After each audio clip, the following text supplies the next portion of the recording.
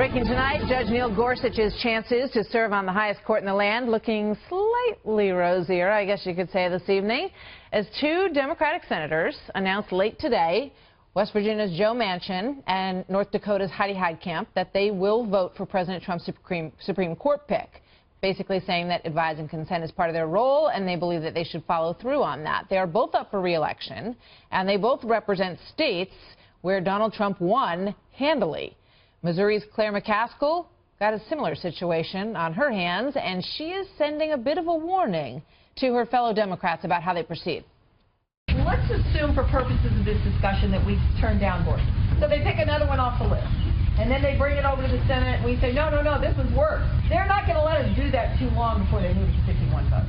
God forbid Ruth Bader Ginsburg dies, or Kennedy retires, or Breyer has a stroke, or is no longer able to serve. Then we're not talking about Scalia for Scalia. We're talking about Scalia for somebody on the court who shares our values. Bad news for some of those folks in that soundbite. Dr. Charles Krauthammer joins us now. He is Fox News contributor, of course, and the author of Things That Matter. Charles, good evening to you. Good to have you here tonight. So what do you make of how this is going?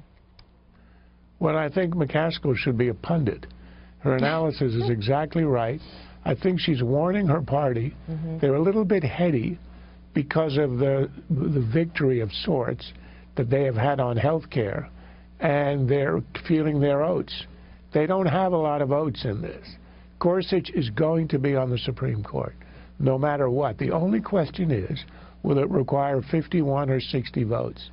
It would make no sense at all for Democrats to force Mitch McConnell to abolish the filibuster if the Democrats do not produce 8 votes for cloture, meaning ending the debate.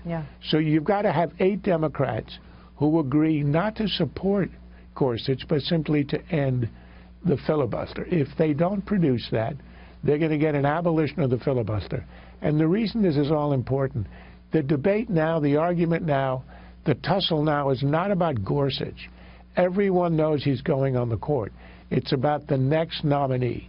If the Democrats force the hand of McConnell on this vote, abolish the filibuster, needing only 51 next time around, when you might even have a liberal seat going up, then if it's only 51, the Republicans would be tempted to go for a far more hard-edged conservative than Gorsuch is, and that would be a self-inflicted wound by the Democrats. Indeed. I also want to put up a tweet from President Trump earlier today when he really went after the Freedom Caucus.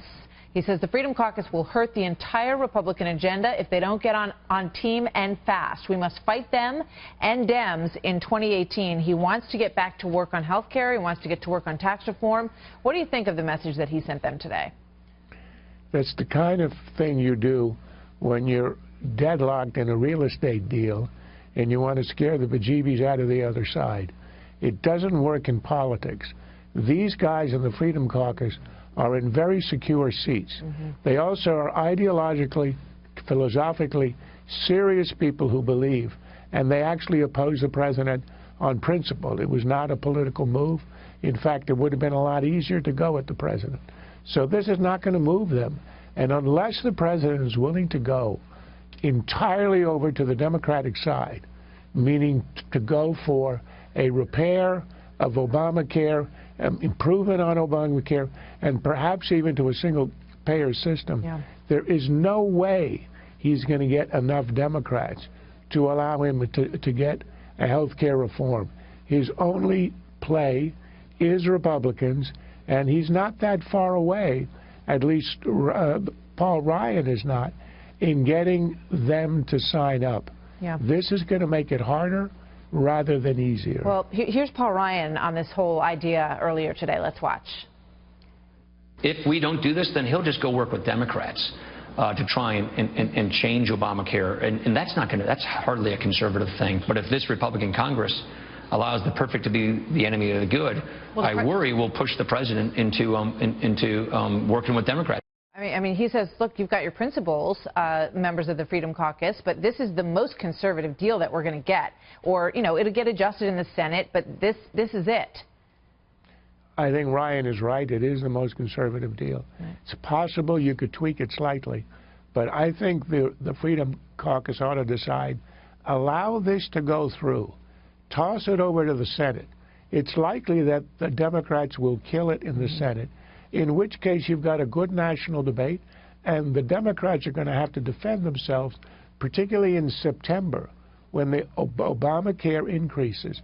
The spike in the premiums is going to happen, and you are going to have a great diminution of the nostalgia for Obamacare that you have now. So I think tactically the president has nowhere to go on this. Chuck Schumer sent the president a letter saying, oh, we'd love to work with you, but first you have to say you're not repealing Obamacare, which of course is simply a way to humiliate him. Yeah, good luck with that. Charles, always good to see you. Thank you very much.